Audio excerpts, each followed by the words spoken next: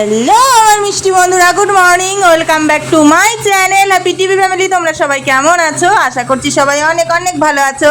আমি আমার ফ্যামিলির সবাই কিন্তু খুব ভালো আছি। আমি পাপিয়া চলে আসলাম নতুন সকালে নতুনভাবে একটা সুন্দর মিষ্টি ব্লগ ভিডিও নিয়ে ঠিক তোমাদের সামনে।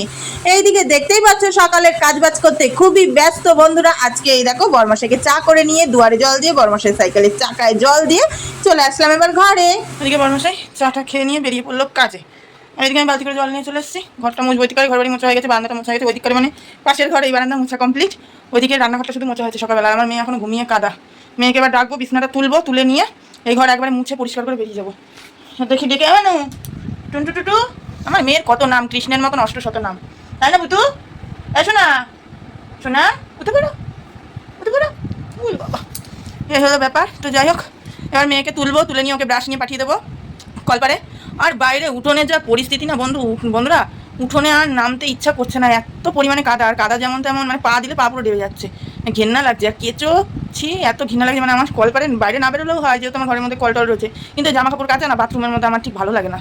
তো এই কারণে ছাগলের ঘরটা যেটা বই ঘরটা মুছে ওইদিকে শুধু ফ্রিজের ঘরটা মুছবো আর বড় বারান্দাটা মুছবো, তাহলে কমপ্লিট। কাজ করতে গিয়ে হাঁপিয়ে গেছি। বর্ষা ভালো লাগছে না এখনও, নাকি কালকের দিনটা। কি বিরক্তকর ব্যাপার, এই বর্ষাকালটা যে কি বিরক্তি লাগে না, কি বলবো। চলো একটু পরে আসছি, ঘর দুয়ার মুছে নিই, মেয়েকে তুলে নিই, সাথে থাকো। ওঠো মা, ওঠো। কেন, কি জিনিস দেখাবি? ও আমাকে নাকি শুলে একটা কি জিনিস দেখাবে, দেখি কি দেখায়, কি দেখাবি বল। এটা কি? ঘুমাবো? আমার দুনিয়ার কাজ করে রয়েছে বাইরে, আমি নাকি ঘুমাবো? বন্ধুরা কিরম দুষ্টু, মানে আমি ঘুমালে ওর আর একটু ঘুমাবে। এই তুই ওঠ, তুই খুব ছিয়ানা তাই না? দাঁড়া বন্ধুরা, ওকে আমি জোর জবরদস্তি তুলে নিই, নাহলে হবে না। খুব চালাক, বলছে তুমি শো, মানে আমি শুলে ওরও শোয়া হবে আর একটু। মেয়েকে ঘুম থেকে তুলে দিয়ে বসে গেছি মেয়েকে দুধ আর বিস্কুট খাওয়াতে। আজকে আর মেয়ের বাসি জামাটা চেঞ্জ করায়নি, কারণ মেয়ে যেহেতু অনেকটা বেলা করে ঘুম থেকে উঠেছে। এই দুধ বিস্কুটটা খেয়ে নিয়ে এখনই পাঠাবো মেয়েকে স্নানে, তাই তো শোনাই? স্নানে চলে যাবে মেয়ে, তারপর স্কুলে যাবে। এবার ও যদি ইচ্ছা হয় দুটো আলু সেদ্ধ ঘি দিয়ে ভাত খেয়ে যাবে, তাই তো? খাবে তো আলু সেদ্ধ দিয়ে ঘি ভাত, বিস্কুট দিয়ে একদম দুধ খাও। দুধ একদম অল্প দিচ্ছি, হ্যাঁ নাও তাড়াতাড়ি চটপট খেয়ে নাও, খেয়ে নিয়ে স্নানে চলে যাও, ঠিক আছে? খাওয়া নিয়ে সমস্যা আমার আর ভালো লাগে না, বিশ্বাস কর শোনাই। যে কবার খেতে যাবে বন্ধুরা, কেন জানি না, যে কবার খেতে যাবে সেই কয়বারই হচ্ছে খেতে গেলে কি কষ্ট। ওর খাওয়া বাদ দিয়ে ওর সমস্ত কিছু ভালো, জানো না? আর খেতে গেলে কষ্ট। দেখো মগের গ্লাসটা আমি কখন ধরিয়ে দিচ্ছি, আমি সেই থেকে বলছি যে শোনা স্কুলে যাবি, তাড়াতাড়ি দুধটা শেষ কর, আমি স্নান করে এসে ভাত বসাবো। আজকে গ্যাসেই ভাত বসাবো, আজকে আর উনুনে করবো না। এদিকে জল কাদা, জ্বালানিও কম, আর গ্যাস যেহেতু চলে এসেছে আজকে দিয়ে দেখি আবার কদিন গ্যাসে করি, দেখা যাক কদিন করতে পারি। আজ শনিবার নিরামিষ, আজকে এক তরকারি করবো দুপুরবেলা, রাত্রেবেলা দেখা যাক একটু কিছু করার ইচ্ছা আছে, কতদূর কি করতে পারবো জানি না, দেখা যাক। ভালো লাগে না শনিবার নিরামিষ তো, এক তরকারি দিয়ে না বন্ধুরা বারবার ভালো লাগে না। নিজেরই মুখে বারবার রোচে না, তার তো মানুষটা কাছ থেকে এসে কি খাবে বলো? জল খাগিয়ে যা। আমি এবার দোকানটা করে নিয়েছি, হ্যাঁ করে নিয়ে এসে স্নান করে এসে তারপরে ইয়ে করবো, ভাতটা বসাবো। চলো বন্ধুরা, স্নান দান করে এসে নিয়ে পুজো টুজো দিয়ে ভাত বসাই, তারপরে আসি।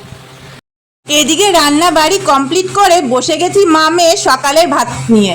আর এদিকে কি জানো তো বন্ধুরা, সকালবেলা মেয়েকে তাড়াতাড়ি একা স্কুলে খাইয়ে দিয়ে পাঠালেও হয়, কিন্তু বিশ্বাস করো ও যদি স্কুলে চলে যায় আমার আর সকালে খাওয়া হয় না, ভালোই লাগে না একা একা খেতে। তারপরে এই যে মেয়ে, এই দেখো কাদার জন্য কিভাবে আমার মেয়ে ও একদম কোনা কাঞ্চি থেকে যাচ্ছে। কি করবে, এত পরিমাণে আমাদের উঠোনটায় কাদা হচ্ছে, মানে হাঁটার তো কোনো উপায় নেই, একদম বাজে অবস্থা। মেয়ের স্কুলে দিয়েছে, দৌড়াতে বাড়ি আসলাম জানো, একমাত্র বলতে পারো। মানে কেবল হেঁটে হেঁটে আসছি টুকটুক করে, হাঁপিয়ে গেছি। আর দেখছি কি বাড়িতে নয়, বাড়িতে বলছি তোর দেখছি সে টুকটুক করে আবার বৃষ্টি আসছে। বৃষ্টিটা বেশ কমে গেছিল, রোদের ঝলকা নিয়ে উঠলো, ভাবলাম কি মনে হয় আর হবে না, আসবে না বৃষ্টি। বৃষ্টি আবার আসবে না বলেছে, রবিবার অব্দি হবে, রবিবার অব্দি হবে, দেখো বন্ধুরা। তো যাই হোক, এদিকে বাইরে জামা কাপড় ছিল, এই দেখো এই জামা কাপড় কটা, অল্প কটাই জামা কাপড় ছিল যদিও বা, এই যে এই কটার জন্য আমার আবার দৌড়াতে আসার। বর্ষাকালে জামা কাপড় জল ঝরা মানেও অনেক বিশাল ব্যাপার। আর এইদিকে তো খাটের স্ট্যান্ডের গায়ে সারা খাট জুড়ে মেলা, এগুলো আজ শুকনো হয়েছে, এগুলো হ্যাঁ আজ শুকনো হয়েছে, শুকনো ভিজা দুটোই মিশানো। তো এবার যাবো স্নানে। আর আজকে মেয়ের স্কুলে এসছে একটাই স্যার, আর আজকে যেহেতু শনিবার খুব তাড়াতাড়ি ছুটি হয়ে যাবে একটার মধ্যে। স্নান ধান করে নিয়ে মেয়েটা আনতে যাবো। আজ দুপুরবেলা রান্না করলাম, কী রান্না করলাম? বেগুন দিয়ে, পটল দিয়ে, আলু দিয়ে, কাঁকরোল দিয়ে, গাঠি কচু দিয়ে তরকারি, আর তার সাথে করলাম কলমি শাক ভাজা। রাত্রেবেলা একটুখানি খিচুড়ি করার ইচ্ছা আছে, দেখা যাক। বরমাসাকে জিজ্ঞেস করবো, কারণ আমার বরমাসাই খিচুড়ি খেতে চায় না, এক ফোঁটা খিচুড়ি খেতে চায় না। চলো স্নান ধান করে আসি, গরম লাগছে, দৌড়াতে বাড়ি এসেছি, স্নান ধান করে নিয়ে তারপরে আসি। চলো বন্ধুরা, স্নান ধান করে চলে এসেছি, স্নান করে পুজো করা সমস্ত কিছু কমপ্লিট। আর বাইরে এখনো ঝিরিঝিরি হালকা হালকা বৃষ্টি পড়ছে। আর এখন বাজে 1:45, মেয়েকে আনতে যাবো। স্কুলের স্যার তো বলেছে যে আজকে 1টার মধ্যে যেতে, যেহেতু আজকে শনিবার বললাম তাড়াতাড়ি ছুটি হয়ে যাবে। তো এবার শাড়িটা পরবো, রেডি হবো, পরে নিয়ে তারপরে চলো যাই, দিয়ে চলো গিয়ে মেয়েটাকে আগে নিয়ে আসি। মানে এতে যদি জোরে বৃষ্টি চলে আসে তখন বেরোনো খুব মুশকিল হয়ে যাবে। যতই বাড়ির সামনে স্কুল হোক, বৃষ্টি পড়লে না বিরক্ত লাগে বেরোতে। আর এই যে নিম্নচাপ, কবে যে যাবে ভগবান জানে, এখনো নাকি কালকের দিনটা। দেখা যাক, চলো রেডি টেডি হয়ে বেরি বলছি বেরোই। না ছাতা নেই, না বৃষ্টি পড়ছে, না না না একটু একটু বৃষ্টি পড়ছে। পড়ছে না? তাহলে কি পড়ছে এগুলো? পানি। এখানে বসে গেছি বন্ধুরা একেবারে দুপুরের ভাত নিয়ে, আর একেবারে দেখো তরকারির কড়াটা ধরে নিয়ে বসে গেছি। রাত্রেবেলা আবার একটু অন্য কিছু করব, তার জন্য তরকারিটা নষ্ট না করে একেবারে খেয়ে নিলেই ভালো। কারণ নষ্ট করা জিনিস আমি একদম পছন্দ করি না, নষ্ট করতে মনও চায় না। তো যাই হোক, আর এদিকে তো বর্ষাকাল তো চলেই এসেছে, আর জামা কাপড় মেলায় এত কষ্ট হচ্ছে, কোথায় মেলবো কি করব, একেবারে নাজেহাল অবস্থা। তাই কি করব, নিজেই একটা দড়ি টানিয়ে নিলাম, যাতে করে জামা কাপড় কটা অন্তত শান্তি করে মেলতে পারি। এই বারান্দাটায় লম্বা একটা দড়ি টানিয়ে নিয়ে মনের মতো করে এবার জামা কাপড় মেলছি। আর এইদিকে দেখো শাখাটা আগের দিনটা খুলে হাত থেকে পরিষ্কার করেছিলাম বন্ধুরা, আর বেশ কয়েকদিন এই মোটা মোটা শাখাগুলোও খোলাই ছিল, হাত থেকে সরু শাখা পরাছিলাম। আবার কি একটু শখ হলো বা মন হলো, ইচ্ছা করলো যে মোটা শাখাগুলো একটু পরি, তো যে কথা সেই কাজ। এই কারণে দেখো মোটা মোটা শাখাগুলো পরছিলাম, কিন্তু আমার এত পরিমাণে লাগছিল, আমার মুখ দেখেই তোমরা বুঝতে পারছিলা।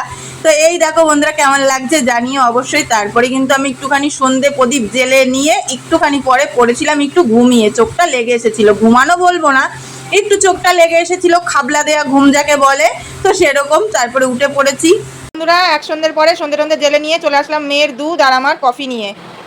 এদিকে বাইরে পড়ছে ঝিরিঝিরি বৃষ্টি হালকা, আর এই বৃষ্টির দিনে যদি হয় খিচুড়ি তো মনটা একদম মনোরম পরিবেশ। তো যাই হোক, এদিকে চলো গিয়ে এই কফিটা খেয়ে নিই, মেয়ে দুধ খাইনি, তারপরে বসবো বলছি, তারপরে যাবো খিচুড়ি করতে। আজকে ওই যে বললাম আজকে শনিবার, নিরামিষ তরকারি দুবার একই, কাউরির মুখে রুচতে চায় না, তবু রুচাতে হয়, প্রত্যেক সপ্তাহে ভালো লাগে না রাত্রেবেলা রান্না করতে। তো যাই হোক বলাটা না আমার অভ্যাস হয়ে গেছে। তো এই খেয়ে নিয়ে কফিটা তারপরে যাবো চলো গিয়ে করতে, খিচুড়ি করতে। বৃষ্টির দিনে ঝিরিঝিরি বৃষ্টি, তার মধ্যে ঝাল ঝাল খিচুড়ি, আহা কেমন হবে মনা? হ্যাঁ কতটা? মেয়ে তো খুব খুশি হয়েছে, মা আমার জিভে জল চলে আসছে। তো যাই হোক চলো বন্ধুরা খেয়ে নি, খেটে নিয়ে আসছি একেবারে রান্নাঘরে গিয়ে, ঠিক আছে সাথে থাকো। আসলাম বন্ধুরা সন্ধ্যাবেলা টিফিন সেরে নিয়ে রান্নাঘরে, এদিকে কিছু সবজি ভেজে নিচ্ছি, কারণ এই সবজিগুলো ভেজে নিয়ে দেবো খিচুড়িতে। একটুখানি সবজি দিয়ে খিচুড়ি খেতে ইচ্ছা করছে, একদম সাদা মাথায় বলা চলে খিচুড়ি করবো, কিন্তু হালকা একটু সবজি দেবো। আর বাইরে টুকটাক হালকা বৃষ্টি পড়ছে, একদম জমে ক্ষীর, এর সাথে খিচুড়ির মেনুটা। তো চলো এদিকে আমার মোটামুটি হালকা করে ভাজা হয়ে গেছে, এবার খিচুড়িটা বসিয়ে এই ভাজাগুলো দিয়ে দেবো খিচুড়ির মধ্যে। না খিচুড়িটা করার সেরকম কোনো ইচ্ছাই ছিল না, ইচ্ছা ছিল গরম গরম দুটো ডাল পুরি করব। কিন্তু বিশ্বাস করো বন্ধুরা, সকাল থেকে মেয়ে বায়না ধরেছে খিচুড়ি খাবে বলে। কি করব বলো, আদরের একমাত্র মেয়ে বলে কথা, এইটুকু আবদার যদি মাঝে মধ্যে না রাখি তাহলে কি করে হয়। আর এইখানে এই দেখো কড়া মানে আর কি খিচুড়িতে ফোড়ন দেবো বলে হাতায় করেই আমি ফোড়নটা জাল দিয়ে নিচ্ছি। আর জানো তো বন্ধুরা একটা কথা বলবো, এই যে ফোড়ন দিতে গিয়ে না আমার ভীষণ ভয় করে, জানো তো, এই যে কেমন একটা ধোঁয়া উঠে না, সেই কারণে আমার ভীষণ ভয় করে।